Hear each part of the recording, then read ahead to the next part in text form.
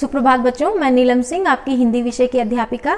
आज हिंदी विषय के अंतर्गत हम पढ़ेंगे पाठ 11, जब सिनेमा ने बोलना सीखा। बच्चों, ये अपने नाम से ही हमें कितना उत्साहित कर रहा है कि जब सिनेमा ने बोलना सीखा, अर्थात सिनेमा जो हम फिल्में देखते हैं, आप लोग मनोरंजन के लिए फिल्में देखते हैं, तो पुराने समय में, बहुत पुराने समय में जब फिल्में बना करती थी तो वो मूक फिल्में होती थी, साइलेंट मूवीज़, उनमें आवाज़ नहीं होती थी। तो ये जो कहानी है, ये जो आपका पाठ है, ये बता रहा है कि कब सिनेमा जगत ने अपनी फिल्मों को आवाज़ देना शुरू किया। तो आइए इस पाठ को समझते हैं। जब सिनेमा ने बोलना सीखा, ये जो अध्याय है, ये जो आपका पाठ है, इसके लेखक प्रदीप तिवारी जी हैं। ये जो पाठ है आपका, ये प्रदीप तिवारी जी ने लिखा है सिनेमा फिल्मों के ऊपर।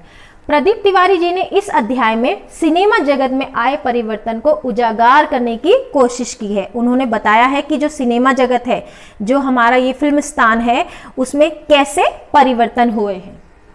आरंभ में मूक फिल्में यानी आवाज रहित फिल्में बनती थी। जैसे मैंने अभी आपको बताया था बच्चों, साइलेंट मूवीज, जिसमें कोई आवाज नहीं होती थी, कोई संवाद नहीं होता था, उनमें किसी तरह की आवाज का प्रयोग नहीं होता था। इसके कुछ समय के बाद सिनेमा जगत में एक बहुत बड़ा परिवर्तन आया और सवाक फिल्मों का आरंभ शुरू हुआ। सवाक मतलब वाक सहित, अर्थात बोलना प्रारंभ हुआ। उस जो फिल्में बनने लगी उसमें आवाज शुरू की गई।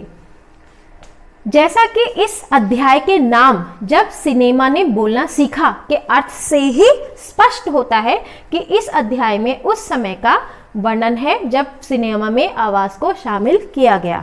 बच्चों, जब ये तब के समय की बात है जब फिल्मों में आवाज देनी शुरू की गई थी, डायलॉग्स बोलने शुरू किए गए थे, संवाद शुरू हुआ था। प्रदीप तिवारी जी के निबंध जब सिनेमा ने बोलना सीखा में भारतीय सिनेमा के इतिहास के एक महत्वपूर्ण पड़ाव को उजागर किया गया है। यह निबंध बिना आवाज के सिनेमा के आवाज के साथ सिनेमा में विकसित होने की कहानी बयान करता है कि कैसे सिनेमा जगत का विकास हुआ, कैसे उसने गति प्राप्त की। ऐसी फिल्में जिसमें आवाज भी थी, वे शिक्षा की दृष्टि से और भी अर्थवान साबित हुई।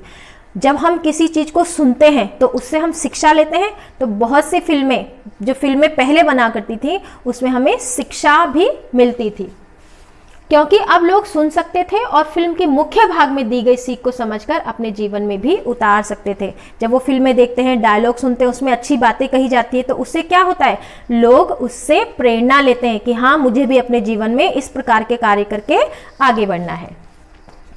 आलम आरा, बच्चों, जो पहली बोलने वाली आवाज वाली फिल्म बनी गई थी उसका नाम था आलम आरा। हमारी जो बच्चों, ये एक जीके का भी प्रश्न है, याद रखिएगा। आलम आरा पहली हिंदी मूवी है, हिंदी फिल्म है जिसमें आवाज थी, जिसको आवाज दी गई थी।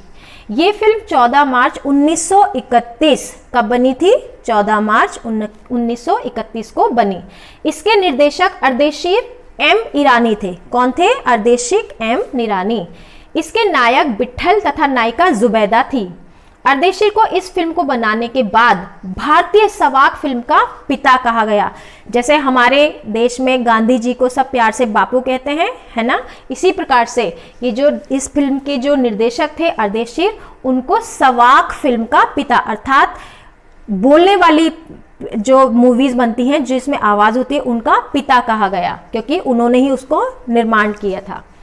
इस फिल्म का पहला गाना दे दे खुदा के नाम था। यह फिल्म 8 सप्ताह तक हाउसफुल चली थी।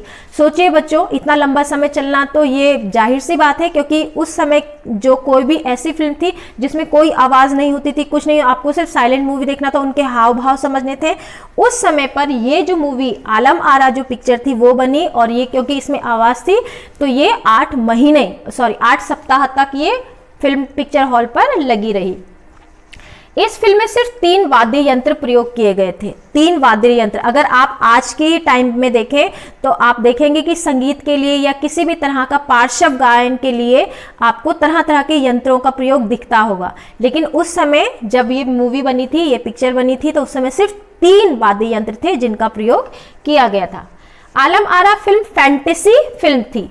फिल्म ने हिंदी उर्दू के तालमेल वाली हिंदुस्तानी भाषा को लोकप्रिय बनाया। जैसा कि हमने अपने हिंदी व्याकरण में भी पढ़ा है, जो हमारी भाषा में बहुत सारे शब्दों का मिलान है ना। हम लोग हिंदी में उर्दू, इंग्लिश, अंग्रेजी, पुर्तगाली, बहुत सारी हमारी भाषाओं में मिला है। तो ये जो मूवी थी, ये जो पिक्चर थी, इस समय हिंदी और उर्दू का बहुत ही अच्छा तालमेल बैठाया गया था। इस फिल्म के उपरांत का अर्थ होता है इसके बाद, इस फिल्म के बाद ही फिल्मों में कई गायक अभिनेता बड़े पर्दे पर नजर आने लगे। मतलब इसके बाद ही लोगों की अधिकतर पहचान बननी शुरू हुई है। इसी सिनेमा का एक नया युग शुरू हो गया था। ये जो पिक्चर बनी थी तो इसी युग से नया जो दौर था, जो सिनेमा का, जो फिल्मों का नया दौर था, वो शुरू हुआ। कैसे? क्योंकि इसी फिल्म ने आगे की फिल्मों को भी आवाज देना शुरू कर दिया था, जिससे कि सारी फिल्में आवाज वाली ही बनने लगी थी। तो बच्चों, ये जो पार्ट है ये बहुत ही मनोरंजनपूर्ण है। अगर आपको, क्योंकि ये एक तरह से हमारे लिए जीके भी है, हमारी जनरल नॉलेज है, सामान्य ज्ञान भी है, तो आप इस पार्ट को ध्यान से पढ़िए और फिल्मों के बारे में जानिए कि कैसे, किस तरह के परिवर्तन हुए, जिससे हमारी फिल्मी जगत में और अच्छे विशिष्ट प्रकार की फिल्में भी बनने लगी। थैंक यू बच्चों।